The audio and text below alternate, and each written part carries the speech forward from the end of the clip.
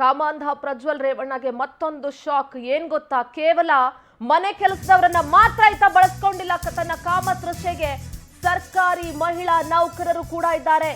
ವಿಡಿಯೋದಲ್ಲಿ 3 ಮಹಿಳಾ ಸರ್ಕಾರಿ ನೌಕರರಿದ್ದಾರೆ. ಸಂತ್ರಸ್ತೆಯರಿಗೆ ದೂರು ನೀಡೋದಕ್ಕೆ ಎಸ್ಐಟಿ ಸೂಚನೆಯನ್ನ ಕೊಟ್ಟಿದೆ. ಸರ್ಕಾರಿ ಮಹಿಳಾ ನೌಕರರು ಕೂಡ ಇದ್ದಾರೆ. 3 ಜನ ವಿಡಿಯೋ ಅಶ್ಲೀಲ ಫೋಟೋಗಳ ಪರಿಶೀಲನೆಯನ್ನ ಮಾಡಲಾಗಿದೆ. 3 ಮಹಿಳಾ ಸರ್ಕಾರಿ ನೌಕರರ ಗುರುತನ್ನ ಪತ್ತೆ ಹಚ್ಚಲಾಗಿದೆ. ಇವರು ದೂರು ಕೊಟ್ರೆ ಪ್ರಜ್ವಲ್ಗೆ ಮತ್ತಷ್ಟು ಸಂಕಷ್ಟ ಆಗುತ್ತೆ. ಏನ್ರಿ ಇವನ್ ಕರ್ಮ, ಏನ್ರಿ ಇವನ್ ಅಸಹ್ಯ. ದೂರು ನೀಡುವಂತೆ ಎಸ್ಐಟಿ ಕೂಡ ಮನವೊಲಿಸ್ತಾ ಇದೆ. ಕೆಲವು ಮಹಿಳೆಯರು ಮರ್ಯಾದೆಗೆ ಹೆದರಿ ಹಿಂದೇಟಾಗ್ತಾ ಇದ್ದಾರೆ. ಸೂಕ್ತ ರಕ್ಷಣೆ ಕೊಡ್ತೀವಿ ಅಂತ ಧೈರ್ಯವನ್ನ ತುಂಬ್ತಾ ಇದೆ ಎಸ್ಐಟಿ. ಫ್ಯಾಮಿಲಿ ಇರುತ್ತೆ, ಮರ್ಯಾದೆ ಹೋಗುತ್ತೆ ಅಂತ ಹೆದರ್ಕೊಳ್ತಾ ಇದ್ದಾರೆ. ನಮ್ಮ ಪ್ರತಿನಿಧಿ ದೀಪಾ ನೇರ ಸಂಪರ್ಕದಲ್ಲಿ ಜಾಯ್ನ್ ಆಗ್ತಾ ಇದ್ದಾರೆ. ದೀಪಾ, ಈತನ ಕಾಮ ಕಬಂಧ ಬಾಹು ಎಲ್ಲಿವರೆಗೂ ಚಾಚ್ಕೊಂಡಿದೆ ಅಂತಂದ್ರೆ ಕೇವಲ ಮನೆ ಕೆಲಸದವ್ರು ಮಾತ್ರ ಅಲ್ಲ, ಶಿಕ್ಷಕರು ಮಾತ್ರ ಅಲ್ಲ, ಅಥವಾ ಇನ್ಯಾರೋ ಅಲ್ಲ, ಮಹಿಳಾ ಸರ್ಕಾರಿ ನೌಕರರು ಕೂಡ ಆ ಸಂತ್ರಸ್ತೆಯರ ಪಾಲಿಗೆ ಸೇರ್ಕೊಂಡಿದ್ದಾರೆ ಆ ಸಾಲಿಗೆ ಅಂತಂದ್ರೆ ನಿಜಕ್ಕೂ ಈತನ ಅಸಹ್ಯ ಎಷ್ಟಿರಬಹುದು, ಈತನ ದುರಾಂಕಾರ, ದೌಲತ್ತು ಇನ್ನೆಷ್ಟು ನೆತ್ತಿಗೆದಿತ್ತು ಅಂತ ಅನ್ಸುತ್ತೆ.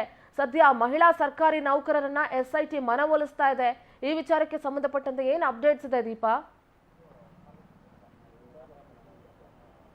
ಸಿಂಧೂರ, ನಿಜ 3 ಜನ ಮಹಿಳಾ ಸರ್ಕಾರಿ ನೌಕರರು ಕೂಡ ಇದ್ದಾರೆ ಅನ್ನುವಂತಹದ್ದು ಫೋಟೋಗಳ ಮೂಲಕ, ವಿಡಿಯೋಗಳ ಮೂಲಕ ಗೊತ್ತಾಗ್ತಾ ಇದೆ. ಎಲ್ಲೋ ಒಂದು ಕಡೆ ಅವರು ಕೂಡ ಹಿಂದೇಟಾಗ್ತಾ ಇದ್ದಾರೆ ದೂರನ್ನ ನೀಡೋದಕ್ಕೆ. ಕಾರಣ ಇಷ್ಟೇ, ಸಾಮಾನ್ಯವಾಗಿ ಕುಟುಂಬ ಇರುತ್ತೆ, ಅವ್ರಿಗೂ ಕೆಲಸ, ಫ್ಯೂಚರ್ ಅನ್ನುವಂತಹದ್ದಿರುತ್ತೆ. ಹಾಗಾಗಿ ಕೊಟ್ರೆ ಮುಂದೇನಾಗುತ್ತೆ ಅನ್ನುವಂತಹದ್ದು ಭಯ ಒಂದು ಕಡೆ ಆದ್ರೆ, ಮತ್ತೊಂದು ಕಡೆ ಇವರ ವಿರುದ್ಧ ದೂರು ಕೊಟ್ರೆ ಈಗ ಎದುರಿಸಿ ಬೆದರಿಸಿ ಇಷ್ಟೆಲ್ಲ ಮಾಡಿರುವವರು ಮುಂದೆ ನಮ್ಮ ಲೈಫ್ನ ಏನ್ ಮಾಡ್ತಾರೆ ಅನ್ನುವಂತಹ ಭಯ ಕೂಡ ಇದ್ದಿರಬಹುದು. ಹಾಗಾಗಿಯೇ ಅವರು ಮುಂದೆ ಬರೋದಕ್ಕೆ ಒಪ್ತಾ ಇಲ್ಲ. ಆದ್ರೆ ಎಸ್ಐಟಿ ಅಧಿಕಾರಿಗಳು ಬನ್ನಿ ದೂರು ಕೊಡಿ, ನಿಮ್ಮ ರಕ್ಷಣೆಗೆ ನಾವು ನಿಂತಿದ್ದೇವೆ, ನಿಮ್ಮ ರಕ್ಷಣೆಯನ್ನ ಮಾಡ್ತೇವೆ, ನೀವು ದೂರು ಕೊಟ್ಟಂತಹ ವಿಚಾರ ಆಗಲಿ ಅಥವಾ ನೀವು ಯಾರು ಅನ್ನುವಂತಹದ್ದಾಗಲಿ ಎಲ್ಲೂ ಕೂಡ ನಾವು ಅದನ್ನ ಬಹಿರಂಗ ಪಡಿಸೋದಿಲ್ಲ ಅನ್ನುವಂತಹ ಮನವೊಲಿಸುವಂತಹ ಕೆಲಸವನ್ನ ಮಾಡುವಂತಹದನ್ನ ಎಸ್ಐಟಿ ಮಾಡ್ತಾ ಇದೆ. ಆದ್ರೆ ಕಾದ್ ನೋಡ್ಬೇಕು ಅವ್ರೇನಾದ್ರೂ ಬಂದು ದೂರು ಕೊಡ್ತಾರ ಅಂತೇಳಿ. ಆದ್ರೆ ಇಲ್ಲಿಯವರೆಗೂ ಕೂಡ ಮನವೊಲಿಸುವಂತಹ ನಿಟ್ಟಿನಲ್ಲಿ ನೋಡ್ತಾ ಹೋದ್ರೆ ಯಾರು ಕೂಡ ಮಹಿಳಾ ನೌಕರರು ಏನಿದ್ದಾರೆ ಬಂದು ದೂರು ಕೊಟ್ಟಿಲ್ಲ, ಕೊಡೋದಿಕ್ಕೂ ಕೂಡ ಮನ್ಸು ಮಾಡಿಲ್ಲ ಅನ್ನುವಂತಹದ್ದು ಗೊತ್ತಾಗ್ತಾ ಇದೆ. ಆದ್ರೆ ಕಾದ್ ನೋಡ್ಬೇಕಾಗುತ್ತೆ ಸಿಂಧೂರ ಏನ್ ಕತೆ ಅಂತ. ಓಕೆ, ಧನ್ಯವಾದ ದೀಪಾ ತಮ್ಮೆಲ್ಲ ಮಾಹಿತಿಗಾಗಿ.